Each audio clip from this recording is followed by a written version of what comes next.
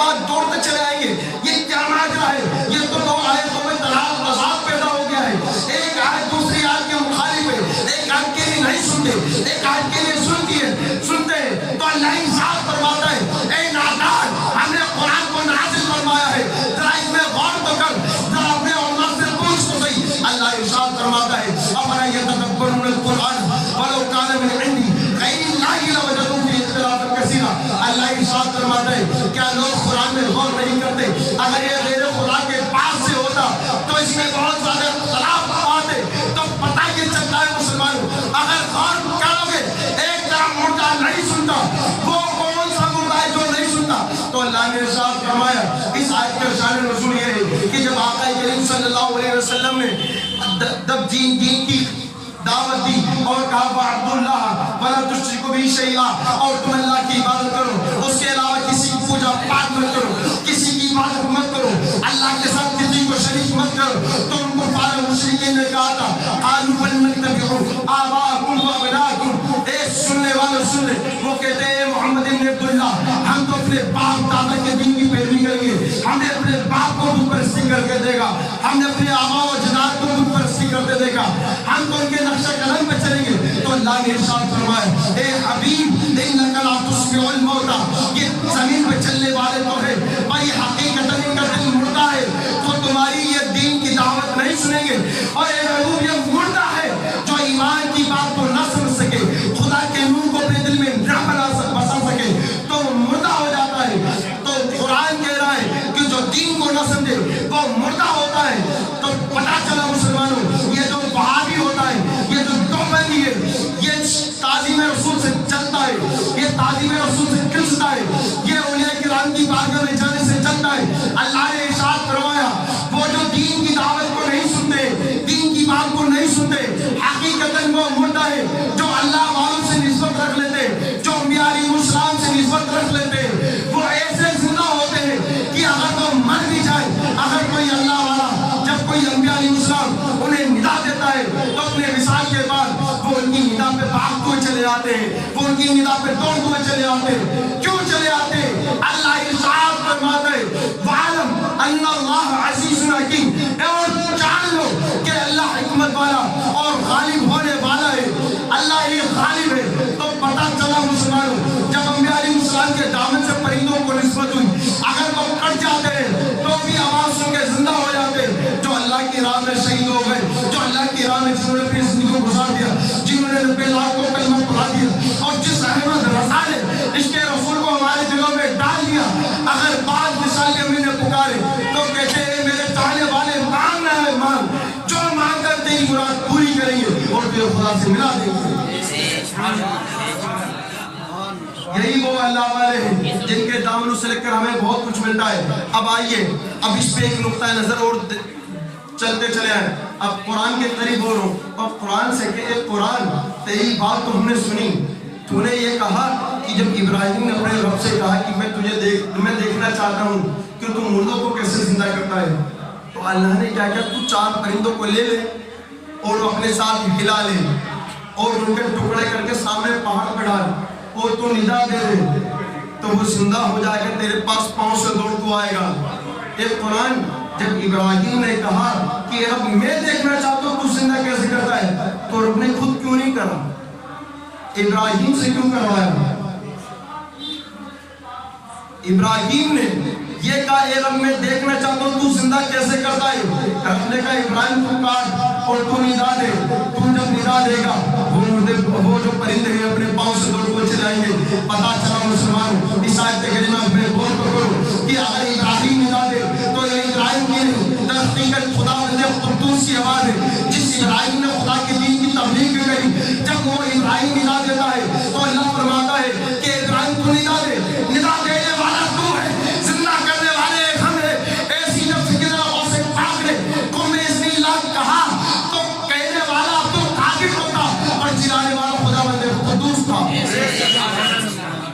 اب آئیے اس کی بھی ایک دلیل دیتا چلے ہوں. حدیث قدسی ہے, اللہ نے ارشاد فرمایا, اللہ کے محبوب سے روایت کرتے ہیں, اللہ ارشاد فرماتا ہے من عاد لی ولیًا فقد آذنته بالحرب, جو بھی میرے کسی اللہ نیک بندے سے برائی رکھتا ہے, جو میرے کسی سے ولی سے برائی لگتا ہے تو اللہ سے اعلان کر دے، اللہ سے اعلان کرتا ہے۔ اللہ ارشاد فرماتا ہے جب بندہ نوافل کی کثرت کرتا ہے تو اللہ اسے اپنا دوست بنا لیتا ہے، اسے اپنا محبوب بنا لیتا ہے، اور جب وہ اس کا محبوب بندہ بن جاتا ہے، جب وہ نفلی عبادات کی جب زیادہ عبادات کرنے لگتا ہے، جب وہ راتوں میں جگ کے اللہ خدا کو یاد راضی کرنے میں لگ جاتا ہے، تو اللہ ارشاد فرماتا ہے کہ ایک ایسا وقت آتا ہے کہ جس ہاتھ سے وہ پکڑتا ہے اللہ اس کے ہاتھ بن جاتا ہے، جس پاؤں سے وہ چلتا ہے اللہ اس کے پاؤں بن جاتا ہے، جس آنکھ سے وہ دیکھتا ہے اللہ اس کی آنکھ بن جاتا ہے، جس کان سے وہ سنتا ہے اللہ اس کے کان بن جاتا ہے، اور جس زبان سے وہ کہہ دیتا ہے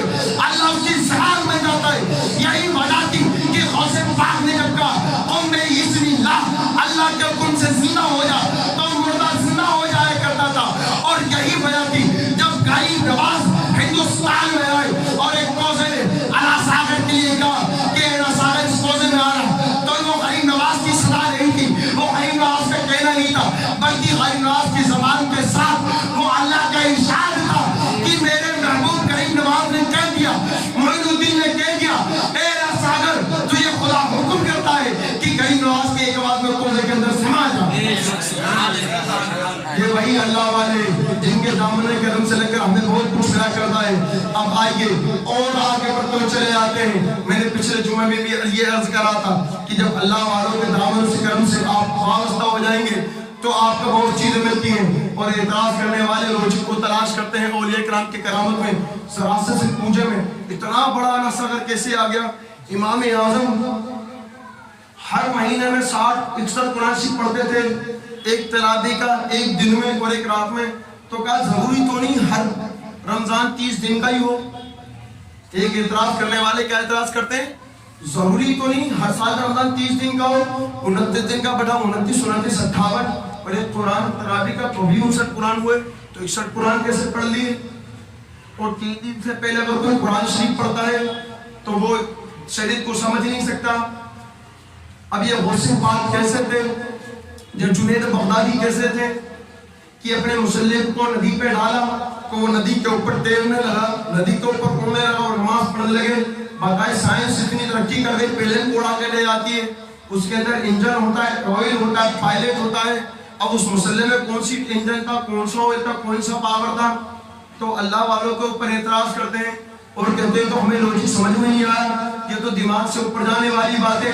تو ہم نے کہا جو معجزہ ہوتا ہے، جو کرامت ہوتی ہے، کرامت اور معجزے کا نام یہی ہوتا ہے جو انسان کی عادت کے خلاف ہو اور جس کو خالق میں قبول نہ کرے، اسی کو تو معجزہ کہتے ہیں، اسی کو تو کرامت کہتے ہیں۔ اب آئیے اس کی ایک دلیل اور قرآن شریف سے دیتا چلے جاؤں۔ اللہ ارشاد فرماتا ہے سبحان الذی اسریٰ بعبدہ لیلا من المسجد الحرام الی المسجد الاقصی الذی بارکنا حولہ لنریہ من آیاتنا۔ اب آئیے قرآن کریم کو پڑھیں تو صحیح۔ اللہ ارشاد فرماتا ہے پاک ہے وہ ذات جو اپنے بندوں کو لے گیا رات و رات مسجد حرام سے مسجد اقصی تک لنریہ من آیاتنا، اور اس کے گرد اپنے آیتوں کو دکھائی۔ تو اللہ فرماتا ہے تاکہ وہ اپنی آیتوں کو دکھا دے، بارک نہ بولو، اور اس کے ارد گرد اللہ کی برکتیں ہیں مسجد اقصی کے پاس۔ تو اب میں کہتا ہوں کہ آپ مسجد حرام یعنی کعبۃ اللہ سے اور مسجد اقصی فلسطین کا گوگل میں سرچ کریں کہ میپ کتنے کلومیٹر بتاتا ہے، میپ کتنے کلومیٹر بتاتا ہے۔ اور قرآن کریم کی آیت پر غور تو کرو، اللہ فرماتا ہے سبحان الذی اسریٰ بعبدہ لیلا من المسجد الحرام، پاک ہے وہ ذات جو اپنے بندے کو لے گیا رات کے چھوٹے سے حصے میں۔ لیلا مانے ایک قلیل، اس میں قلیل کا صیغہ استعمال اللہ نے فرمایا، اس میں قلیل استعمال فرمایا، پوری رات میں نہیں، رات کے تھوڑے سے حصے میں۔ اگر حدیث کو دیکھیں گے تو حدیث میں آیا کہ حضور نے جو وضو فرمایا تھا، وضو کا پانی بہہ رہا تھا اور زنجیر جو ہل رہی تھی، جب حضور معراج سے آئے وہ زنجیر اب بھی ہل رہی تھی۔ تو میں کہتا ہوں مسلمان ذرا غور تو کر، اتنے حصے میں اللہ نے کیسے معراج کرا دی اپنے محبوب کو؟ غور ہے، سن رہے بات کو؟ اللہ نے کیا کہ لیلا۔ اب آئیے آج کتنے بھی ٹیکنالوجی کا دور آ جائے، آپ پلین سے سفر کریں اور پلین پہ تمہیں 4 گھنٹے پہلے نہ ہو، بلکہ تمہارا پرائیویٹ جیٹ ہی کیوں نہ ہو، آپ اپنے پرائیویٹ جیٹ سے بھی بیٹھیں گے۔ اگر آپ کعبۃ اللہ سے جائیں گے تو مسجد حرام پھر بھی 3 گھنٹے یا 2 گھنٹے میں پہنچیں گے، اور واپسی آئیں گے تو بھی 2 سے 3 گھنٹے لگیں گے. حضور سو گئے تھے, حضور آرام فرمانے لگے تھے. حضور کے پاس جبریل امین آئے, تلوہ شریف کو بوسہ دیا, حضور کو بیدار کیا. حضور نے وضو فرمایا تو غالباً اگر لے چلو 12 بج رہے تھے, 12 بجے گئے تو 4 بجے بھی لوٹ گئے. پرائیویٹ جیٹ ہے, تب بھی دیکھا جائے 5 سے 6 گھنٹے لگ رہے ہیں. بھائی اتنی جلدی کیسے آ سکتے ہو؟ تم لوگ تلاش کرو کہ خدا کی یاد جب انکار کرو گے, کیا خدا کی یاد جب انکار کرو گے؟ تم نے غوث پاک کی کرامت قرآن سے ثابت نہیں. تم کہتے ہو غوث پاک کی کرامت کا ذکر قرآن میں نہیں. میں کہتا ہوں اگر تو غور کر لیتا تو یہ غوث پاک کی کرامت قرآن سے مل جاتی. اب آئیے دلیل دے دوں. میں نے ابھی آیت پڑھی تھی نا, افلا یتدبرون القرآن ولو کان من عند غیر اللہ لوجدوا فیہ اختلافا کثیرا. کیا وہ لوگ قرآن میں غور نہیں کرتے؟ اگر یہ غیر خدا کے پاس سے ہوتا تو اس میں بہت زیادہ اختلاف پاتے. تو اب دیکھو ابراہیم علیہ السلام نے مردوں کو پرندوں کو کاٹ دیا, وہ مردہ ہو گئے, وہ آواز دے تو مردہ اپنے پاؤں سے دوڑتے چلے آئے. اللہ نے اپنے حبیب کو معراج کرائی, چھوٹے سے ایک حصے میں کرائی, صرف چند وقت میں کرائی. آج تم لوگ تلاش کرو اتنے سے کوسے میں اتنا بڑا انا ساگر کیسے آ گیا, ایک مسلح ہوا میں کیسے اڑنے لگا, اور کیا کہتے ہیں 30 دن کے میں 60 قرآن شریف کیسے کر لیے. یہ تو عقل سے کرے ہیں, یہ تو کر کے خلاف ہے. تو قرآن میں اگر کوئی تمہارا غیر مسلم سوال کو سنے وہ تو اللہ کی ذات پہ اعتراض کرنے لگے گا کہ میں نہیں مانتا, یہ ہو ہی نہیں سکتا. پر آئیے قرآن کو دیکھو, ابراہیم علیہ السلام اگر میلاد ہے تو مردے دوڑتے ہوئے چلے آئے. اور جب حضرت سلیمان علیہ السلام کو امت کے ایک ولی جن کا نام حضرت آصف رحمت اللہ تعالیٰ علیہ ہے, اگر سلیمان علیہ السلام اپنی فرمائش ظاہر کریں اور کہیں مجھے بلقیس کا تخت چاہیے جو 7 سمندر پار ہو, تو جن کہتا ہے میں اتنی دیر میں لاؤں گا جتنی دیر میں آپ کرسی پہ سے اٹھو گے اور بیٹھو گے اتنی دیر میں لاؤں. حضرت سلیمان علیہ السلام کہتے ہیں نہیں مجھے اس سے بھی پہلے چاہیے. تو اس کے مجمع کے بیچ میں حضرت آصف رحمت اللہ تعالیٰ, حضرت آصف رضی اللہ تعالیٰ بیٹھے تھے.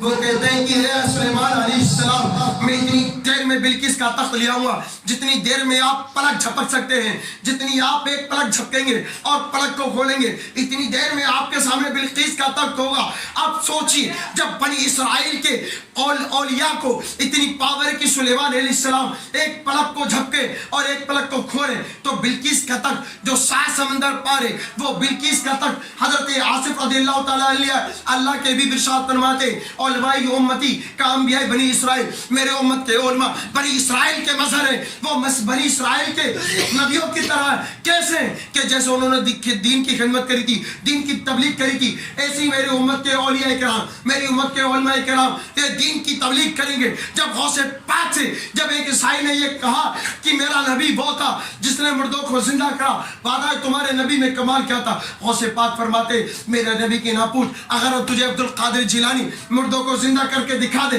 کیا تو ایمان لے آئے گا؟ تو وہ کہتا ہے ہاں میں ایمان لے آؤں گا. تو حضرت غوث پاک آدم کہتے ہیں لا چل, جس قبرستان میں تو چاہتا ہے, جس قبرستان میں تو لے جانا چاہتا ہے میں اس قبرستان میں جاؤں گا, جس قبرستان کی قبر پہ تو کہے گا اس مردے کو میں زندہ کر دوں گا. اور ہوا بھی یہی مسلمانوں, جب وہ عیسائی لے کر گیا اور کہا کہ تیرے نبی نے یہ ارشاد فرمایا عبد القادر کہ علماء امتی کا انبیاء بنی اسرائیل, تم بھی اللہ کے نبی کے دین کے تو علماء ہونا, تم بھی تو اس دین متین کے علماء ہونا, کیا تم بھی بنی اسرائیل کے نبیوں کی طرح معجزہ کر سکتے ہو؟ کیا تمہارے نبی نے کرا تھا؟ تو غوث پاک کہتے ہیں ہاں میں کر سکتا ہوں. جب وہ غوث پاک کو قدرستان شہر کے قبرستان میں لے کر گیا اور کہا اس قبر سے مردے کو زندہ کر دو, تو غوث پاک ارشاد فرماتے تم بإذن اللہ, ایک روایت میں آئے گا کہ حضرت دانیہ علیہ السلام کی قوم کا, ان کی امت کا ایک مسلمان فرد کھڑا ہوا اور کہتا ہے کہ میں کھڑا ہو گیا, اور پھر غوث پاک فرماتے کہ اے بتا تو کس کی امت کا ہے؟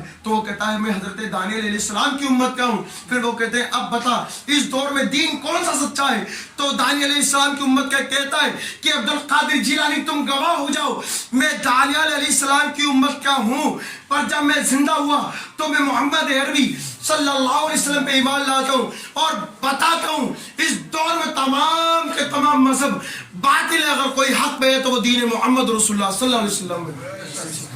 غوث پاک کی کرامت دیکھ کے جتنے بھی عیسائی پادری تھے اور عیسائیوں کے ساتھ جتنے بھی لوگ عیسائی تھے وہ سب کے سب کلمہ پڑھ کے مسلمان ہو گئے. اور ان میں سیدنا صلاح الدین ایوبی کے والد صاحب بھی تھے جو حضرت غوث پاک کے ہاتھ پہ ایمان لا کے مسلمان ہوئے اور ان کا ہاتھ پر بیعت ہوئے.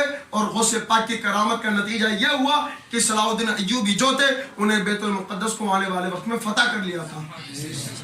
یہ ہمارے بزرگان دین کی کرامت ہے.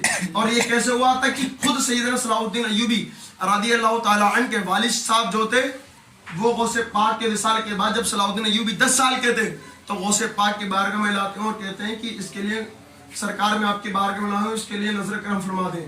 تو روایت میں ہے کہ سیدنا غوث پاک اپنی قبر مبارک سے ہاتھ نکالتے ہیں اور سر پر کے کہتے ہیں کہ اللہ تعالیٰ اس سے وہ کام لے گا جو کسی سے ابھی تک نہیں لیا اس امت میں فاروق اعظم کے بعد. تو دیکھنے کو وہی ملا کہ اس بیت المقدس کو جب فاروق اعظم نے فتح کرا تھا اور جب بیت المقدس میں پھر دوبارہ عیسائیوں کا قبضہ ہوا تھا تو غالباً 80 سال کے بعد سیدنا صلاح الدین ایوبی جو غوث پاک کی کرامت کا ایک نتیجہ تھا وہ کرامت تھی کہ غوث پاک نے دستے رحمت رزق رکھ دیا تو صلاح الدین ایوبی اپنے وقت کے ولی کامل ہو کے سپہ سالار ہو کر جب وہ بیت المقدس پہ حملہ کرتے ہیں تو بیت المقدس کو فتح کر لیتے ہیں, اسلام کو ایک نئی تقویت اور عروج بخش دیتے ہیں. اور یہ وہی اللہ والے جب ان کے دامن سے لگ جاؤ گے وہ بیت المقدس کو فتح کر سکتے ہیں انشاءاللہ الرحمن. ہماری بگڑی ہوئی قسمت کو فتح کر کے اچھی قسمت بنا سکتے ہیں. اللہ تبارک و تعالیٰ کی بارگاہ میں دعائیں ہم سبھی کو علماء کرام کے دامن سے وابستہ رہنے کی توفیق عطا فرمائے, بزرگان دین کے عقیدے کو محبت فرمائے, میرے کہنے میں اور آپ کی سننے میں جو غلطی اللہ معاف فرمائے. استغفر اللہ ربی من کل ذنب واتوب الیہ, لا الہ الا اللہ محمد رسول اللہ.